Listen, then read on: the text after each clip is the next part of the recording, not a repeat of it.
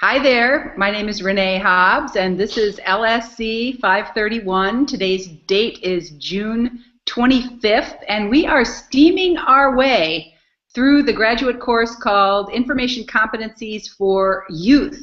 And we are a small and intimate group this week with Min and Lisa, but we're going to have fun anyway. And obviously, I'm really looking forward to tonight's class. I think probably the first place for us to start is to talk a little bit about what you.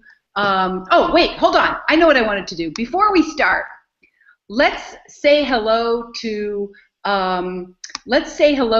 Catherine, because Catherine left us one of her amazing screencasts. And I thought it would be fun to watch it. So let's Hi, say everyone. hello to Catherine. Here. I know Dr. Hobbs last week talked a little bit about Twitter and what our opinion of using Twitter as a discussion forum was. And I really like it. I've been using Twitter for a while, and I think it puts comments and discussion in more of a personal format, which I really like, because you can directly tweet to someone's Twitter handle, and you know they'll be getting that message, as well as our class will be able to see it. So I think it puts a little bit more personality into the tweet, and we're able to better communicate with our classmates instead of just posting a post to a discussion forum like in Sakai. I know I also really like the direct message function, and Lindsay and I have been using that for the past 2 weeks to discuss Penny Kittle's our top 10 lists in particular, and I know we both had reading stamina on our list, so we chatted about that a little bit on direct message.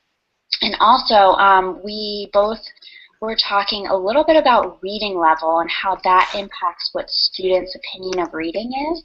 And we talked a little bit about Spark Notes. I know that's one thing that I definitely used, and I will fully admit that when we were reading A Christmas Carol in middle school, it was so far beyond me, and both the reading level and the ideas in it. So I remember using SparkNotes for that. And so Lindsay and I were discussing that summaries are okay, but I think the teacher also needs to consider that maybe the book or novel or play or even poetry might be beyond the student's reading level if they are turning to summaries like SparkNotes.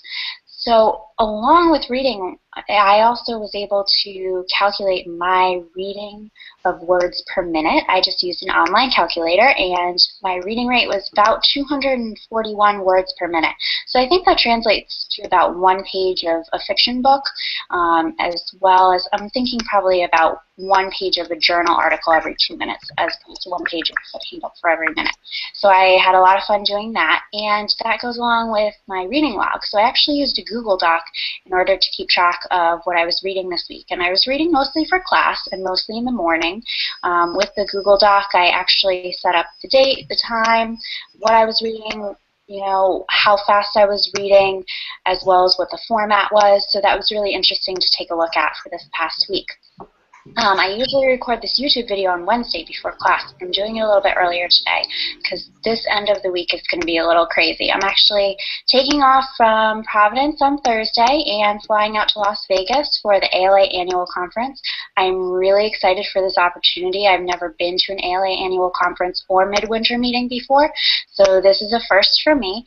And I'm actually one of 40 library school students in the country who are members of their student chapter at their library school, who was selected to actually work with an ALA division at the conference. So I'll be working with RUSA, which is Reference and User Services Association, and so I'll be an extra set of hands for them with setting up or breaking down any of their events at the conference. One of the really cool things that I get to go to is the Carnegie Awards on Saturday night, and so they have the best fiction book, best nonfiction book that they award that to, and I'll definitely be tweeting you guys because I'll know I'll be able to go to some of the sessions, and I have on my list a few young adult programs and reading sessions that I really would like to go to. So I'll be watching class probably from 35,000 feet this week, but I hope to see you guys next week, and I'll definitely be tweeting. Until then, see you guys later. Bye. Is she not adorable, and is that not wonderful?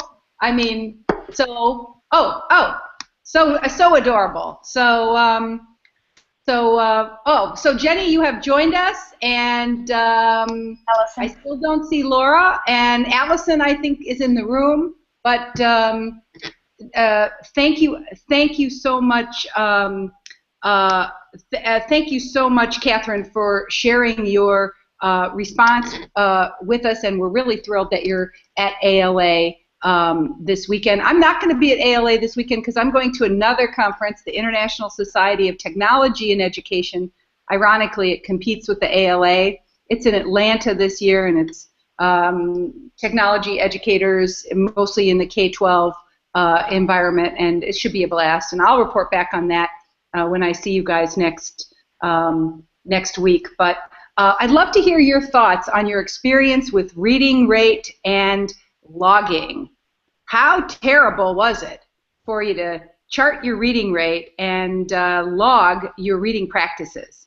What did you love about that, hate about that? How did it go for you?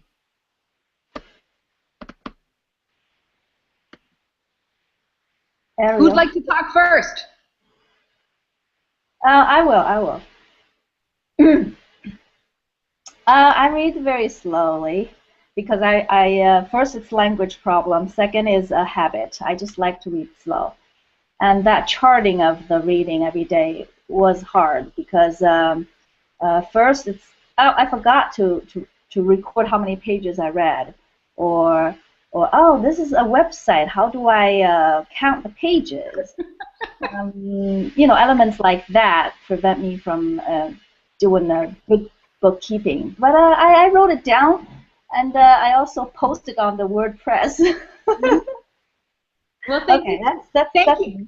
That's good. Thank you for sharing. You have a high level of awareness of your characteristics of yourself as a reader. Would anybody else like to share your experience of charting your reading rate or logging your reading behavior? I'll go. It was very interesting to do this, particularly last week because it was the last week of school for all of my kids. So my reading log was crazy because I was reading in between doing all the end of year activities. So like Hyman, it was certain times I'd forget to log in or write down the amount of pages. But I really liked what Hyman just said about the reading online because I found that difficult to figure out how to categorize that or how to say the number of pages because it's not a PDF, it doesn't have the page numbers, and there's all the links, and if you're looking at a video link, is that considered reading? It just brought up a lot of questions, but I do have to say that my reading for fiction versus nonfiction is very different, and that's what I took away from the reading log, is that something that I know that I want to really understand takes me a lot longer versus something that I'm just enjoying.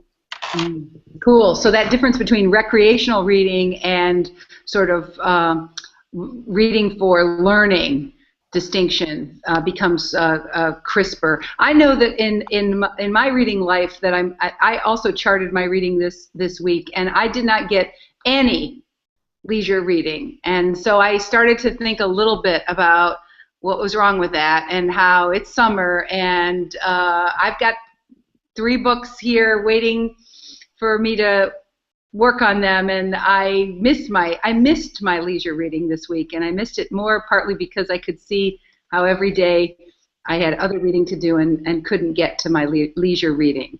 Other reflections on charting your reading rate, your reading speed, or your reading behavior? Hi, this is Ariel. I found that, first of all, there's different times of the day that there's different speed in regards to what needs to be read, and whether I'm reading it on a computer, or I'm reading it in a book, or I'm reading it on my mobile device. Then again, it's what is a page or how much is it, and plus I like Hyman, I read in multiple languages too. So I'm reading in Hebrew and I'm reading in English, but I do find that obviously there are different times when I'm more alert and my speed is there. But I wrote on my blog post that I spend at least 10 hours a day reading. So, and that's both, some of it is work related and others is, it's all intertwined, because you find a few minutes here and there, as Jenny said, you know, how can you track everything? I try to the best I can, and I got to over 10 hours a day. It's fascinating, isn't it, Ariel? Because really almost everything that we do online is either reading or writing of some kind. So I think it's not surprising to me that it might be as high as 10 hours a day, because you know, that is the nature of knowledge work today. We are knowledge workers. Welcome. I see Allison, I see you have joined us, and Laura, I see your video is working fine now. We'll have one more reflection from somebody who'd like to share a little bit about what you noticed when you tracked your reading rate or charted your reading behavior. I had an interesting. Oh, go ahead, Lisa. No, you go ahead. It's okay.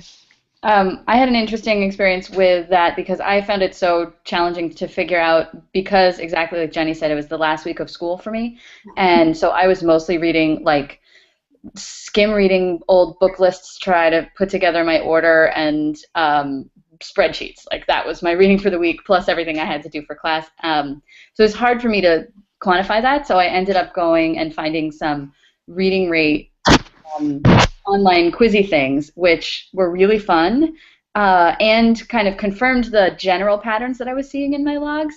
But it reminded me of Spritz, which I had heard about a couple of months ago when it first hit. So I decided to go back to that. And if you guys haven't had a chance to see it, it's Spritz, and it's a new app that is so cool. And I had known it was cool at the time because I looked into it and read a little bit about it and tried it.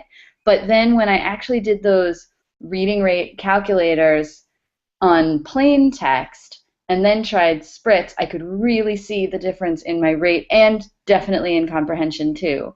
And so if you haven't tried it, it's an app that converts text. Instead of having to go back and forth across a screen to read it, it pops the words one at a time.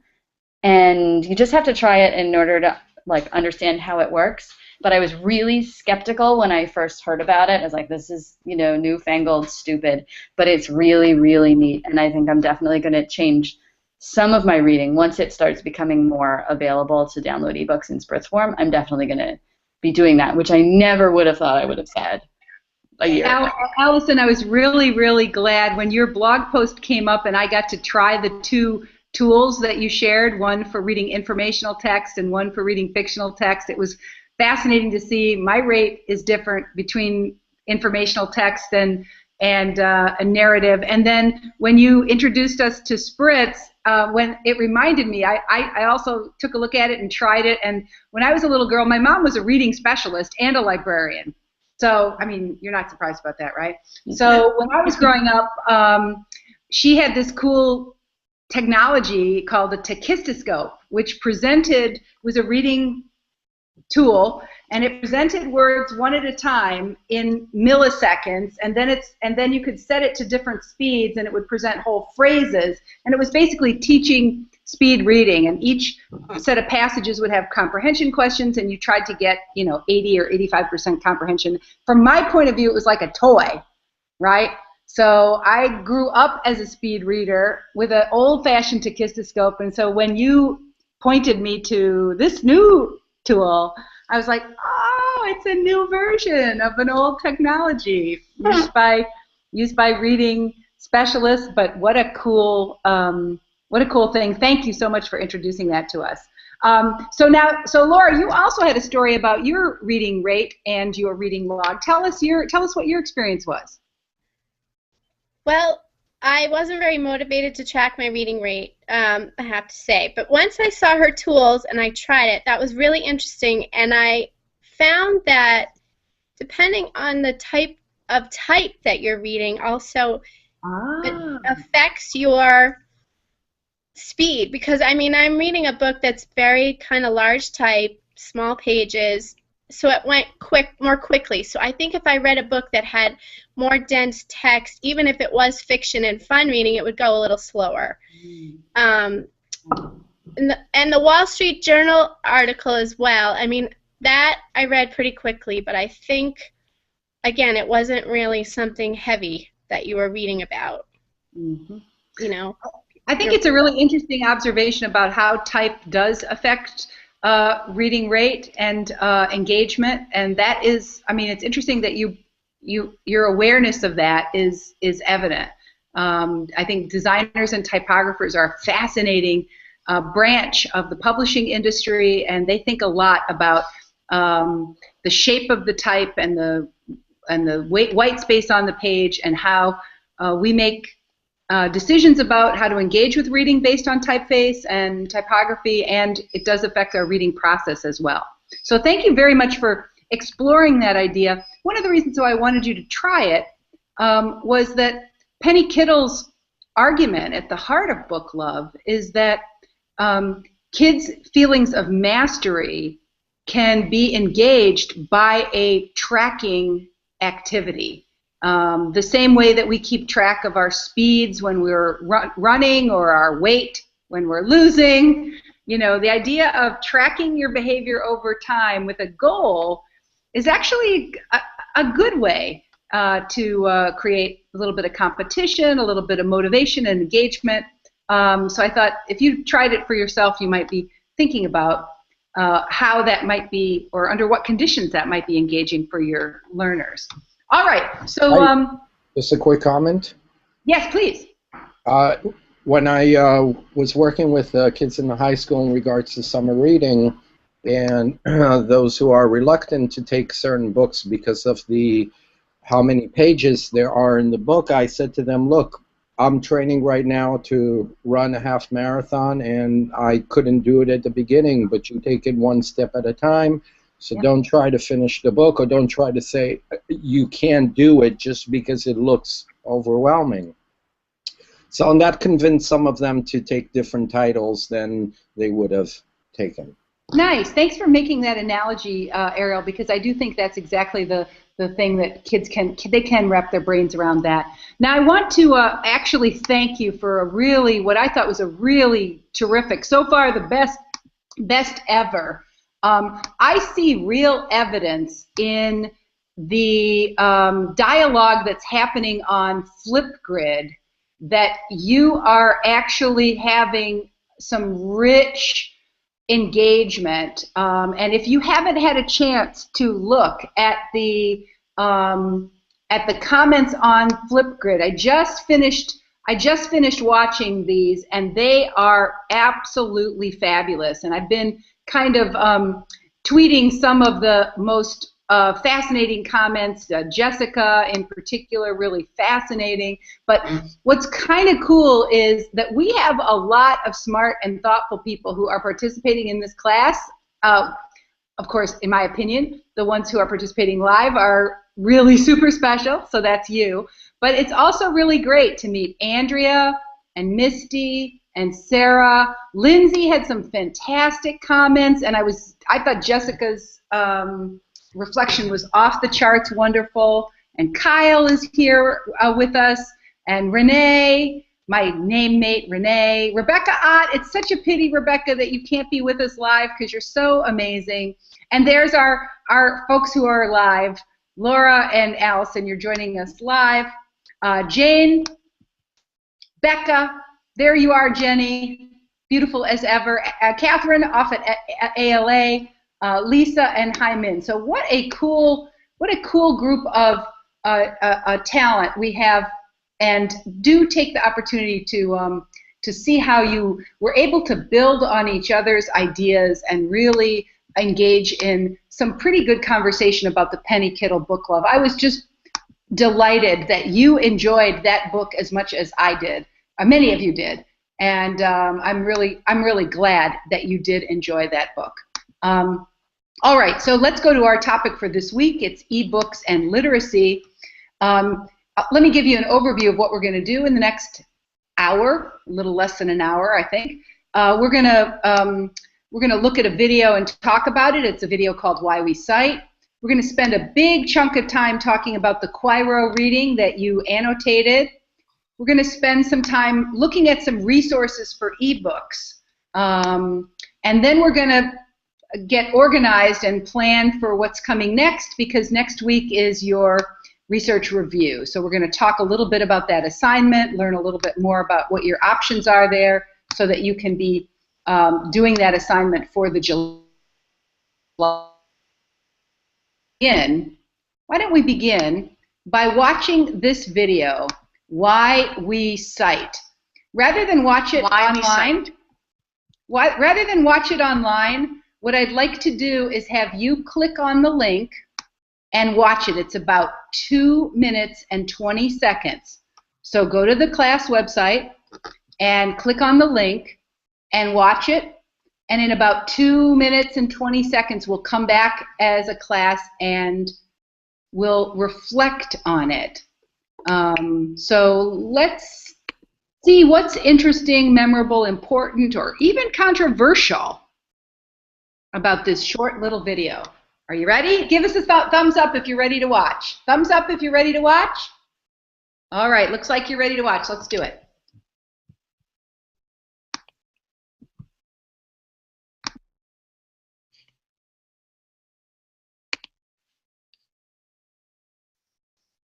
Why We Cite.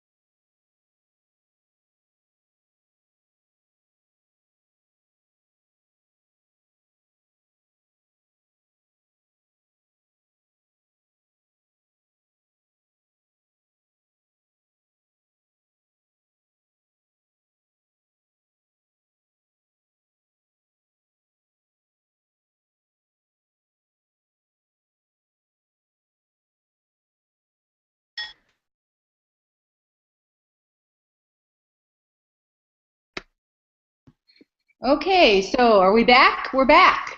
So what did you get out of that little video? What did you like about it, dislike about it? What was meaningful to you or important? This is Ariel. I like the approach of how they talked about the importance of citing, that it's part of a conversation, and joining the conversation once you understand what someone is talking about. I've never really heard an explanation like this before, and I feel that it's it can be really useful to high school kids working on senior projects. Thanks for sharing. Other perspectives? I really like the notion of intellectual credibility and the need to show readers that they can trust you. You know, if you read widely and you pick reputable sources, and then it helps you gain credibility. I just think that's really important. That really struck me, that intellectual credibility. I've never heard it stated that way before, but it makes so much sense. Thanks for sharing. Other perspectives? What did you notice about this piece? Also, who's talking? Who? Am I talking? Yes, you are. Okay. The first thing they're talking about, he mentioned, was the conversation. This academic writing is having a conversation. That's brand new to me. In the end, he also mentioned the thank you, thank you for letting me use your thing. Even though we're all doing that, but he pointed that out. That was good. I'm really, really glad that you are intrigued by the idea of academic writing as a intellectual conversation. So let's see if we can do a critical analysis of this video by asking the 5 critical questions of media literacy. The first question is, who's the author and what's the purpose of this video? You don't really know, but I bet you can make some inferences. Who'd like to answer that question? Who's the author and what's the purpose of this video? Isn't it the university that's from, UNC? Yeah? Yeah, it seems like no individual is claiming authorship as much as like the writing center as a whole. Right. And then aimed at the students of the university, and since they posted it online, any other students who might be interested in learning about it or who are forced into learning about it. Nice. So Allison's identifying the target audience. That's a good way to figure out the purpose. But what is the purpose?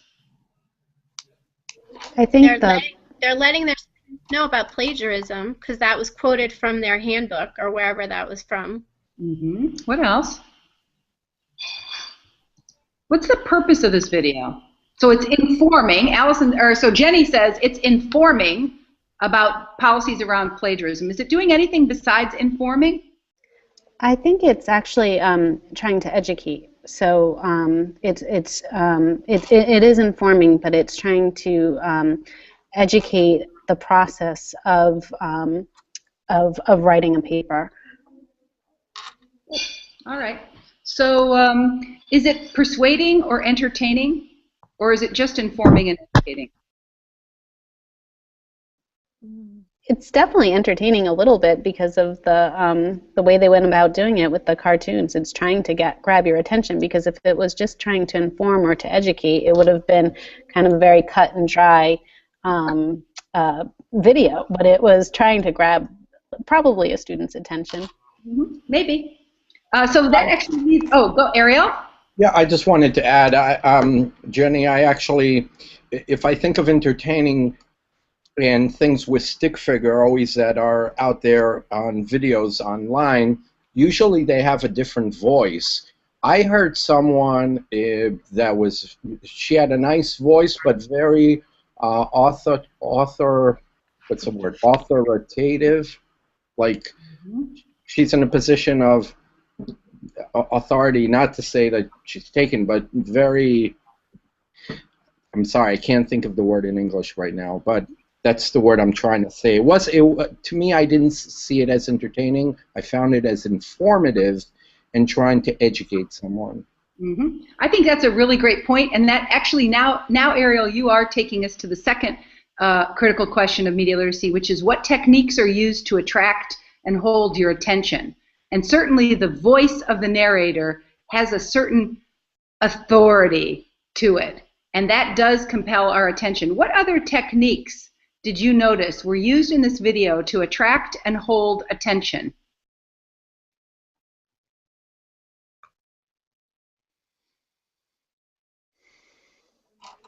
Well, it also had the subtitles of what was being said underneath, so that if you were lost listening to it, you could actually kind of catch up by reading what was underneath. Good. What else? It also had the little blurbs above everybody's heads, you know, like the guy who's talking about the smoking, and everyone was like, "What are you talking about? You're way behind the times here." Right. So it was kind of funny.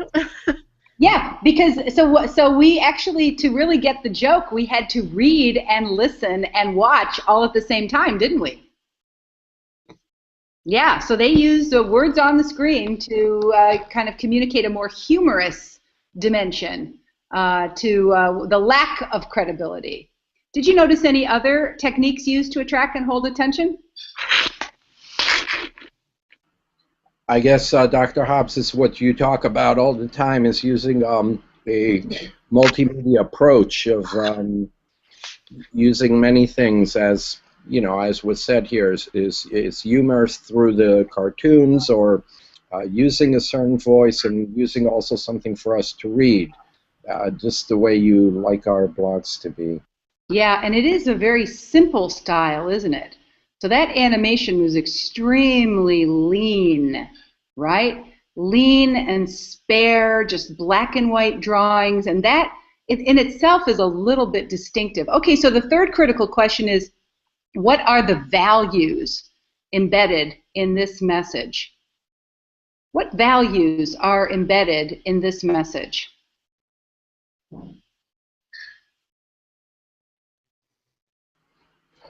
I would say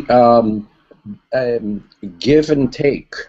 I mean, because being part of a community is don't be selfish, because if you plagiarize, you're not giving credit for someone else. So it's be part of the community in a way where it's like, let's say just a review. Oh, there's a wonderful pizza joint. I heard about it from someone else, and therefore I went and had a great experience. So if I read something, I say, I read a great article, I heard about it from so-and-so that cited it and so-and-so. Nice. So be part of a community. Be a good citizen is a value message that's embedded in this video. What other value messages are embedded in this video?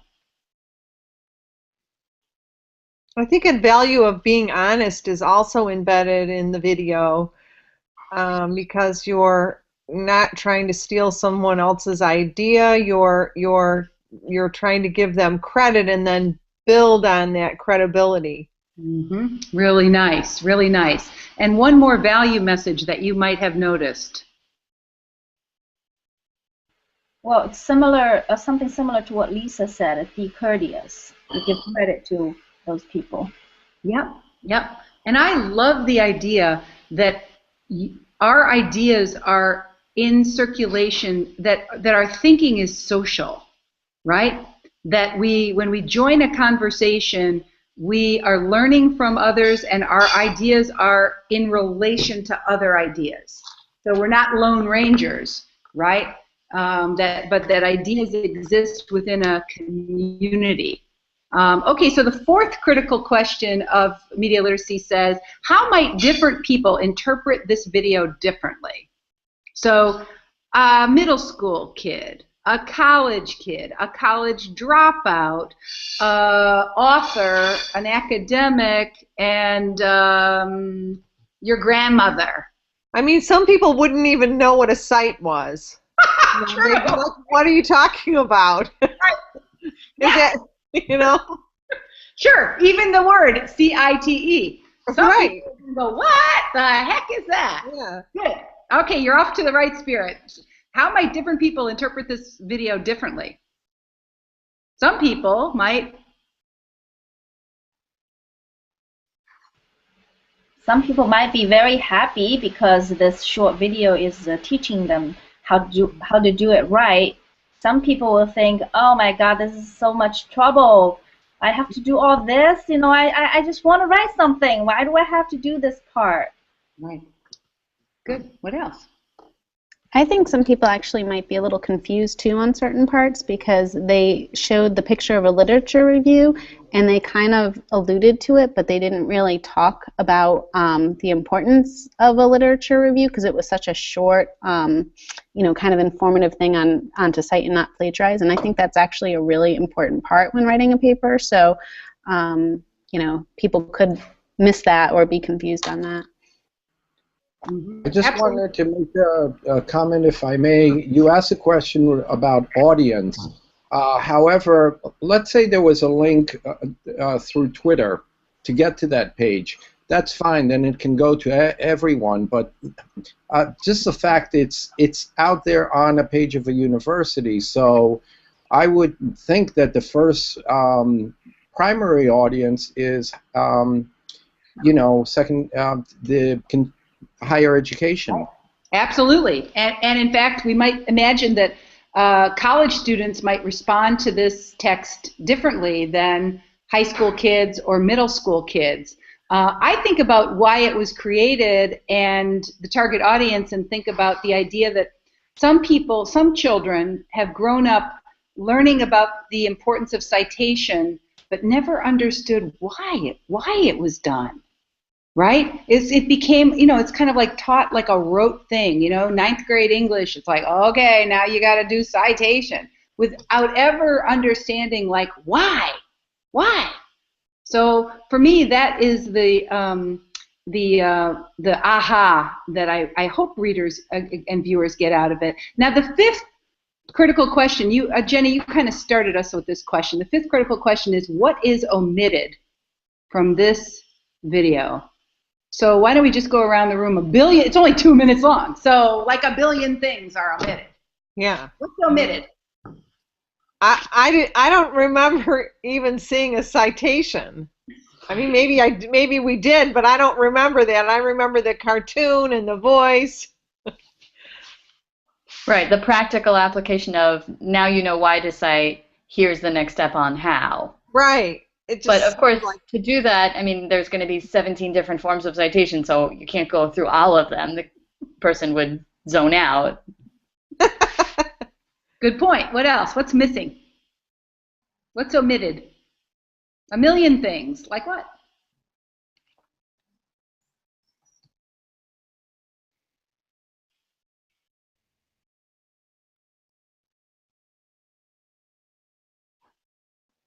Well, I think, definitely having links or additional resources, I mean, to go to, such as if you want to cite, here are the 18 different ways to cite, and this is what a literature review is, this is, other resources.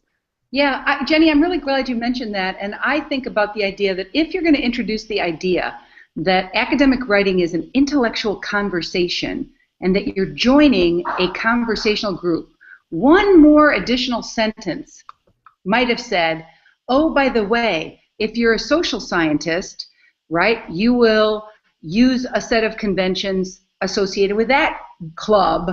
And if you're a humanities scholar, you'll use a set of conventions that are associated with that club, right? To introduce the idea that we didn't invent the Chicago style and MLA and APA just to torture people, right? That it really represents different, like, clubs or tribes, right? So I think they missed an opportunity to take that one little bit deeper, but that's just me. All right, so we've critically analyzed this this little video in a way because it's leading us up to thinking about this next project that you're doing, which is really a big, close look at a single piece of academic research. Because in this class, we are trying to figure out, what do researchers have to offer us practitioners, teachers, librarians, and media professionals? What do researchers, how can they help us, and what can we learn from them, and what can they learn from us? So I want to talk a little bit about your experience annotating the Quairo piece, and then I want to work through those questions that you can see on the website.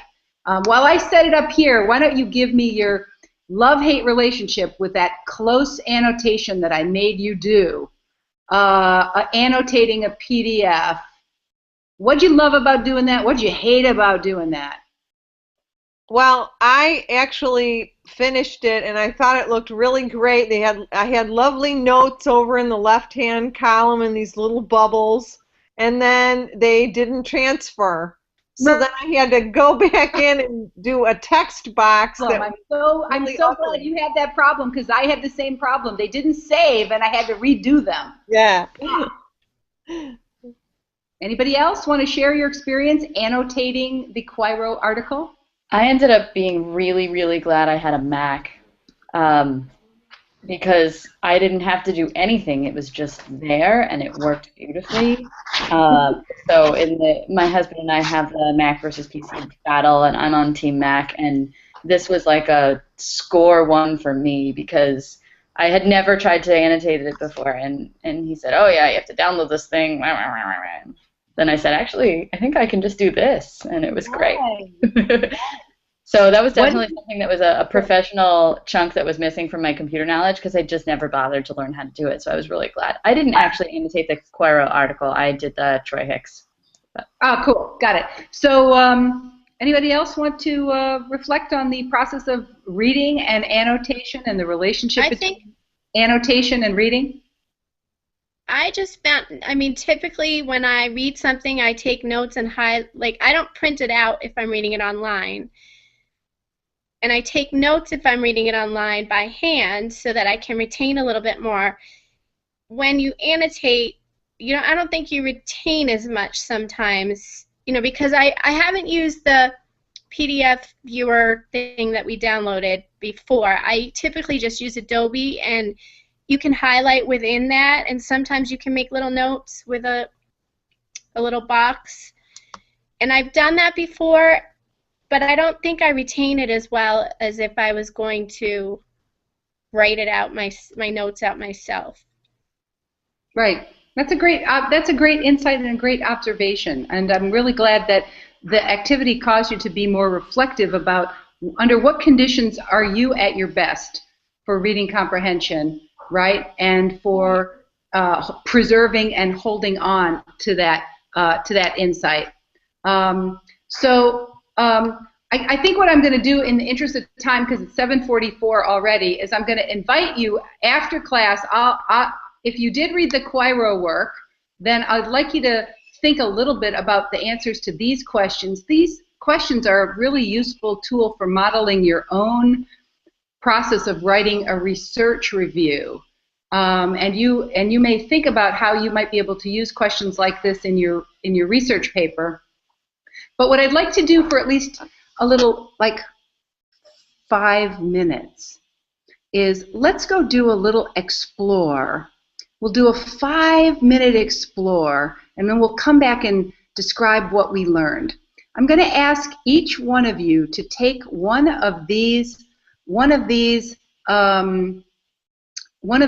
e-book resources. And so let me just share my screen. There we go. Share my screen. Now you can see the e-book resources that I'm talking about. Let's play this way. Allison, will you do Unite for Literacy? Ariel, will you do Ed Shelf? Hymin, will you do free ebooks from Google Play? And Jenny, will you do Project Gutenberg? And Laura, will you do Goodreads, free books? And Lisa, you get to choose Smashwords free books or Pixel of Ink. What I'd like you to do is explore these free ebook resources. We're going to take about 5 minutes. You're going to poke around to try to understand what that site is. And then we're just going to do it in a very quick 5-minute browse. And then we're going to come back and I'm going to ask you to give me a brief summary of what you learned. Give me a thumbs up if you understand what your task is. All right, we'll see you guys in 5 minutes. Take it away. Lisa, tell me which one you're doing so I'll do the other one.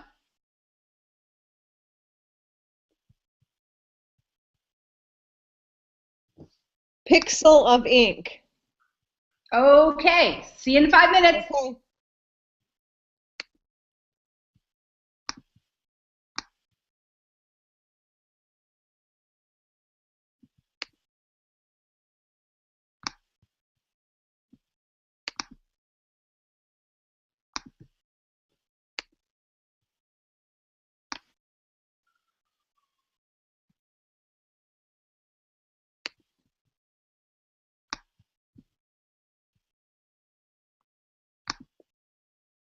Oh, wow.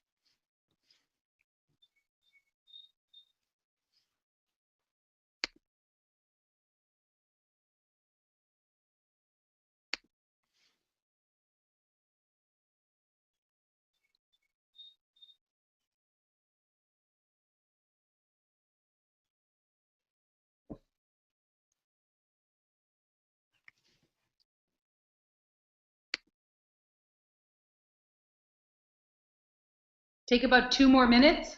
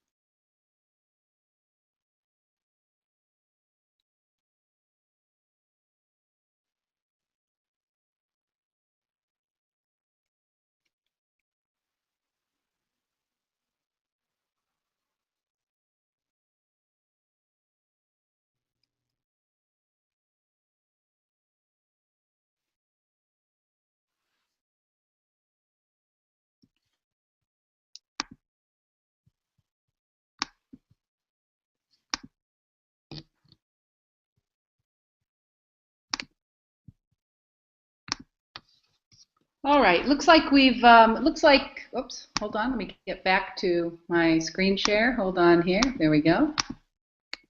Okay, there we go.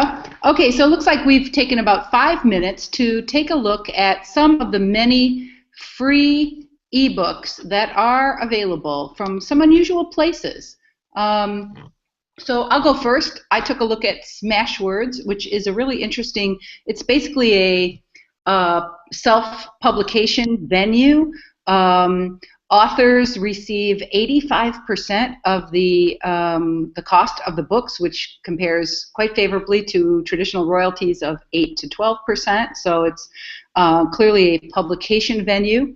It looks like they offer a fair number of books for free, and they're pretty honest that these books vary widely in quality because this is self-publication, but that the economic model, the breaking the bottleneck of the publisher, taking 85% of the revenue and basically giving that restoring that back to the author, means that the economics of ebooks are undeniably attractive to both readers and authors alike. So I tend to poke around at Smashwords a little bit. It looks like it has a really interesting mix of both fiction and informational texts, professional texts and academic texts, as well as kind of self-help books and leisure reading. So Smashwords, kind of interesting resource. All right, that's my little 1-minute summary. Who wants to go next? This is Lisa. I'll go next. I did Pixel of Ink. It's a free bargain and Kindle book site. It was very manageable. I had expected it to be like shopping in Amazon, where you'd pick on a genre and you'd get thousands of bargain books. But actually, it was very well done. There were no more than 3 per page. They have a feature where you can subscribe to free and bargain ebook deals with them, giving them your email. So I did sign up for that. They also offer audiobooks for good prices, bargain prices. And then they had one feature that was particularly interesting, was you can promote your own book for free, and you can distribute a sample chapter from your book. And, it talks about how many millions of people will see your book for free. And that's really a great opportunity for authors. Cool. Thanks for sharing. All right, Laura. So what did you look at for a little chance to look at free ebooks? I looked at Goodreads ebook. And I don't know. You could sort by most popular, maybe a variety of choices. But when I went to look at the help, like an excerpt, it brought up a cookbook from the help. Not the book. So then I chose a different sorting mechanism, and I came up with like the classics. Mm-hmm. Pride and Prejudice, those books. Those were not good. Like, it was a few books was the publisher, or whoever was providing the ebook, and you could go through that book very easily, click the pages, read it right there on the screen. Right. But we get your sense that you were underwhelmed in your 5-minute review. That's accurate, right? You were underwhelmed. Yeah. Yes. Okay. All right. Fair enough. Jenny, what did you take a look at, and what was your what resource were you skimming for 5 minutes? So I was doing Project Gutenberg, unfortunately I'm getting some feedback. I don't know if other people are getting the feedback. Anyway, it was founded in 1971, and it is the first of the online ebook applications. So its mission is to create and distribute free ebooks. And it was pretty neat. They have a top 100 books that were downloaded in the yesterday, and then the last 7 days, and then the last 30 days, and you can do it by author. And it's free basically because the copyright has expired in the US, and that's why they're able to do it. So if you're downloading it from other countries, you have to make sure that the copyright is okay for you to download it. So I thought that was actually interesting. And then they also give the opportunity to self-publish for other people. And you can, one really cool thing is if you wanted a CD or a DVD, you could get it sent to you for free, which I thought was pretty cool in the mail. Who knew? Wow. Hold on. Wow, that's fascinating. I did not know that, and I did know that Project Gutenberg had works in the public domain, but I didn't know that they had the self-publishing, and I certainly didn't know that they would mail you a DVD copy. My computer doesn't have a disc, a place for a disc anymore. But for some people, that could be really useful. Hey, Min, what was the resource that you took a look at?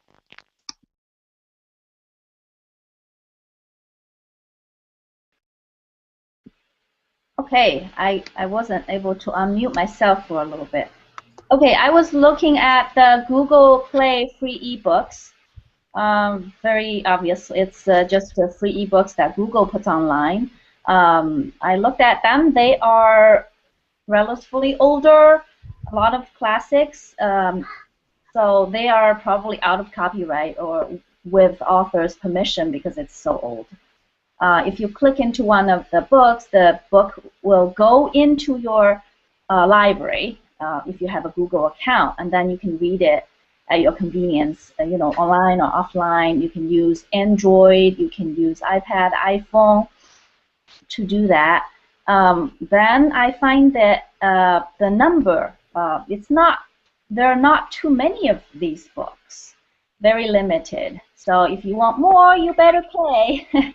Yeah, very interesting. So the free is a kind of a gateway drug, so to speak, into the other books that are available for a fee. Yeah, in the bottom, when you click into one of free ones, on the bottom they will say, recommended for you a whole bunch of paid ones. Right. So read the free ones, but we're going to promote the paid ones. These are better, but you have to pay. Okay, that makes sense. Thank you for sharing. Ariel, tell us a little bit about the resource you skimmed for 5 minutes. Sure. EdShelf is actually not for ebooks. It's for different apps, and they're sorted out. You can search by subject or search by grade level. And what they do is they review it. They tie it basically to all kinds of different objectives that you have within, as well for educators, because it's a site mostly for educators, but also for parents.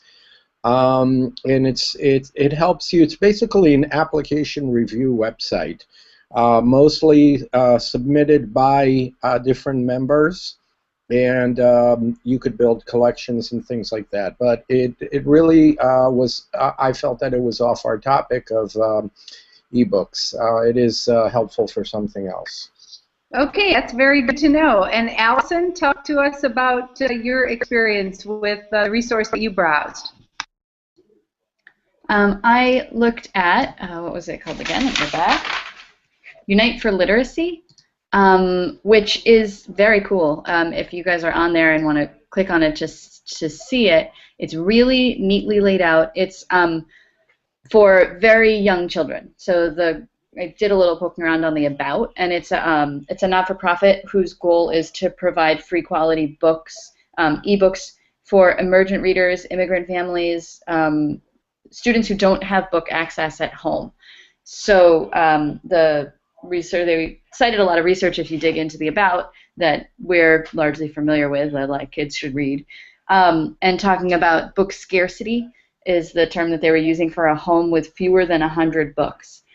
So attempting to reach those homes. And what's especially cool about this site is if you're on it and you click on a book, It'll open the book. You can go through it. I'm on my computer, not on a mobile device. But what's really neat is if you go to the top left corner, there's a little globe and a button that says narration, and you can choose one of about 20 languages. You choose that language, and then you open the book, and you can have that text read to you in the language that you choose. So not only is it a neat way for kids to have access to books, but it's a neat language learning tool for somebody who's learning a second language, either if that language is English or something else. Fantastic. What a great summary. So I do think it's useful to poke around and to recognize that we're in a time right now where there's an explosion of entrepreneurship around new publishing models, which means that the e-book world is rapidly changing. Every 3 months there's a whole new crop of resources, and that creates great opportunities and also challenges for us to keep up with the kinds of new resources that are coming on the market. Over the next 3 to 5 years, we're going to see some big players emerge. We're going to see continued experimentation and innovation, but it's all the more reason why learning about the practice of online reading is really, really important. Can now, I make a comment about ebooks and library medias? Please. I've been having an experience for the first time bringing ebooks through Solid, and have looked at subscriptions. I'm sorry, through Tidal Wave. So there's a subscription for a year, and like they can start in July, and I say, well, the kids are not here, and so you're paying for time, and they're not trying to look at a model of September through June. Right. Yep, and that's partly because in Texas they go August through May, you know, and in Portland they go all year round. So it's true that the entrepreneurs don't always have the same values, timetable, orientation of the educators. That gap is significant, isn't it? Right? They just think differently. All right, so I want to move us. I want to move us to move us along here and invite you to go scroll down. Hold on here. Gotta get my. Can you see the page there? I can't tell if you guys can see that page. I want you to watch for your non-synchronous activities this week. I want you to watch my screencast review of Julie Quiro's article. And I'll just start that now to give you a taste for that, because some of you are experiencing this is Renee screencast Hobbs, for the first time. I'm doing a screencast research review of an article by Julie Quiro and Elizabeth Dobler from 2007 entitled Exploring the Online Reading Comprehension Strategies Used by 6th Grade Skilled Readers. It appeared in Reading Research Quarterly, which is the leading association. What I'm going to do is summarize the article. Renee, we're seeing you, not the screencast right now. And thank you for letting me know. Illustrate a little bit about how I read a scholarly article and how it. Okay, so I'm not going to try to show it to you because obviously that's not working out. But I want you to watch that because as you take a look at the assignment for next week, I give you 2 options, and so let me just walk through the page, do the kind of big overview, and then see what questions you have. So I want you to watch that screencast, and then I want you to comment on your thoughts while watching the screencast, and use the Titan pad there to identify what similarities and differences do you notice between this work and your own reading and annotation experience. I'd like you to watch this short, it's 11-minute video on how to read academic research. And then notice for July 2nd, the reading is up to you because you're doing research review. And so if you click on that link, I'm just going to read aloud for the purposes of the YouTube performance. It's due a week from today, July 2nd, uploaded as a Word document or YouTube video to your WordPress website. tweet a link using the LSE 531 hashtag, and read and comment on the work of a peer using Twitter. So here's the concept. The scholarly literature offers much of value to librarians, educators, researchers, and media professionals. But scholarly work also requires strong reading comprehension, as well as analysis skills in assessing credibility, as there's a significant amount of work of poor quality work in circulation. In other words, just because it's an academic scholarly work doesn't mean it's good. Search for and find an important work of research, a book, journal article, or other work that is relevant to the themes of this course and aligns with your own interests.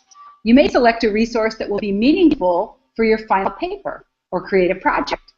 You will demonstrate your strong reading and analysis skills by writing a review or creating a screencast that describes and analyzes the information source and assesses its contribution to new knowledge.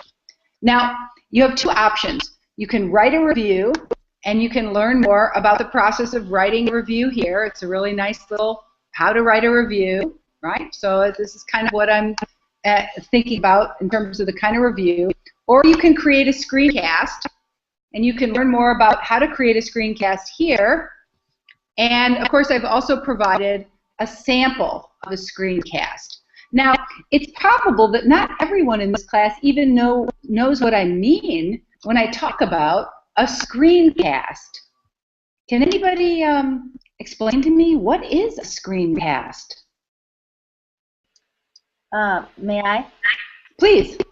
I think you were just showing by doing it using the screencast program. So you're gonna open up your window, and this screencast program will be capturing your screen so that you will show us what you're doing, and then that's recorded. So you will analyze, you will comment, you will highlight, you will do all that. On your screen, it's recorded, and when it's done, you save the file, and then everybody else can see that. Very nice. That's exactly right, and that was a very good description. A screencast is a simple video production tool that lets you take pictures of whatever is on your computer screen, and it records your voice as spoken narration. And the one that I like to use and the one that I like to demonstrate for students is Screencast-O-Matic. So when you go to that website, if you take a look at that one, that's the easiest one to use, the one that will cause you 0 challenges because it's just so simple. So, for instance, let me see if I can share my screen here. The video that I made with Screencast-O-Matic, oops, hold on here. Let me go back and try to fix this. Let me try one more time. Screencast-O-Matic, right here, is a very simple program, Screencast-O-Matic. It works so simply, it's breathtaking. You basically, you come to this website, you hit the record button. The record button gives you it gives you a little window. For instance, I can take just this little corner of my screen, right? And I can just take a small portion of my screen, or I can make it a full screen and take my whole screen. I hit the record button. I see 3, 2, 1, go. And now I'm making a screencast, and I'm recording, and it's basically wherever I go, if I go to my Twitter, or if I go Flipgrid, or my Summer Institute, whatever pages I go to, it's making a recording.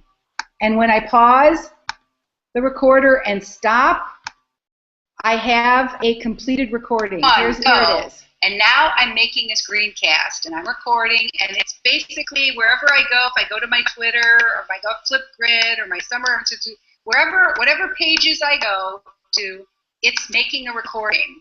And when I pause, I'm done, right? So a screencast is a really interesting tool to experiment with because it might actually allow us to capture the kind of active reading process that Julie Quiro was talking about in her article and that Troy Hicks was talking about as he thinks about the active reading stance of engaging with online texts. So essentially, let me go back to the screen share here. Where am I? I guess I'll go to here. Let's see if that works. And let me see if I can go here. Oh, I'm so sorry about this. I'm struggling here. I guess I'm tired now. Yeah, there we go. All right, so let's go back to the class page, and I think it's so you realize you have an option. You can do a traditional paper submitted as a Word document, or you can do a screencast. I will use this assignment is worth 200 points. That's 20% of the class grade. I'm going to read these or view these works and ask myself 3 questions as I evaluate it. This is my rubric. I'm gonna look for these 3 criteria. Does the review provide a concise summary of a single, relevant, high-quality scholarly resource, book, journal, article, or other appropriate resource, including a careful description of the information, content, and evidence? I'll look for a second criteria for evaluation. Does the review offer a critical assessment of the content, including your assessment of its purpose, credibility, value, relevance, perspective, and implications, including a reflection on how it enhanced your understanding of the issues at hand? And number 3, the written review or screencast is well organized and well written, with no spelling or grammatical errors, or good fluency and pacing, and appropriate use of APA citation. I'm imagining that the length will be between 750 words, that's about 3 pages double-spaced, to about 1,500 words, that's 6 pages double-spaced, or between 10 and 20 screencast minutes. That's the assignment for next week. What questions do you have? Ask all the questions, you guys, because the other 18 kids who are in the class are counting on you. Ask all the questions now. Come on. What questions do you have about this assignment?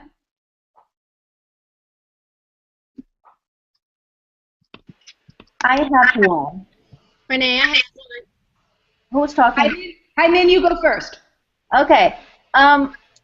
This analysis has to include criticism. Well, what you have to do is you have to evaluate. Criticism's a funny word, isn't it? I'm not sure what you mean by criticism. Well, just say bad things about it. No. It does not have to include criticism. But what it does have to do is... I don't have to dig and try to squeeze my brain to find what the shortcoming is. No. Okay, good. Good question. Thank you for asking that good question. Who's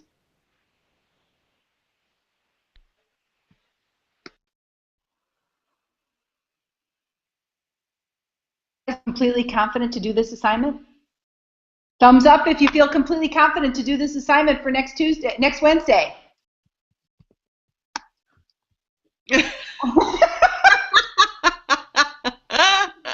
All right. I'll risk it. Or like we could go like this. Right. So completely confident, thumbs up. Not so sure, middle thumbs. Definitely not feeling it, thumbs down. Let me take your temperature now. All right. Well, I see some thumbs. Okay, I think it's all right. It should be the right level of challenge and complexity. I think you should think of it as an opportunity to dig in deep to one resource. One thing that young researchers do, and this is a common problem that this assignment is trying to correct, is that we have the expectation when we start looking at academic research that we have to look at a whole lot of it, and we have to read and synthesize a whole lot of it. And yes, of course, we do eventually have to do that. But the most important thing is to read a piece deeply and be able to understand it, understand the community, understand the contribution. So it's almost like you can't actually really enter into a research community until you can read one piece really deeply and make sense of it. And so I'm sort of testing to make sure you can do that before you go off and do your big independent project. And maybe you'll find a piece that will be really stimulating to the thing you're thinking about developing. And if you do that, it'd be great. Or maybe you loved something we've already explored that you want to go back and find another resource related to something you read from Penny Kittle or something you read earlier in the semester and explore that more deeply. So trust your intellectual curiosity. Read something you can understand and can enjoy and can learn from. So don't pick something that's too complicated, right? Pick something that's at your level of comprehension and that is meaningful and important to you. And then show me that you understand it and can analyze it. I'll be looking forward to seeing what you come up with, because that'll help me guide you in your own independent projects as you move forward. All right, so if you have any questions during the week, know that you can reach me on Twitter, and I will be looking forward to seeing you next Wednesday, July 2nd. Same time, same bat channel. Thank you to Allison, and to Ariel, and to Hyman, and to Jenny, and to Laura, and to Lisa, because you guys, it just makes the class so much more fun to have real people to interact with. So thanks a lot, and we'll see you guys next week. Let's wave goodbye to our friends near and far. Thanks for joining us. This is Renee Hobbs. LS331 rocks. My students are amazing. Bye. Bye.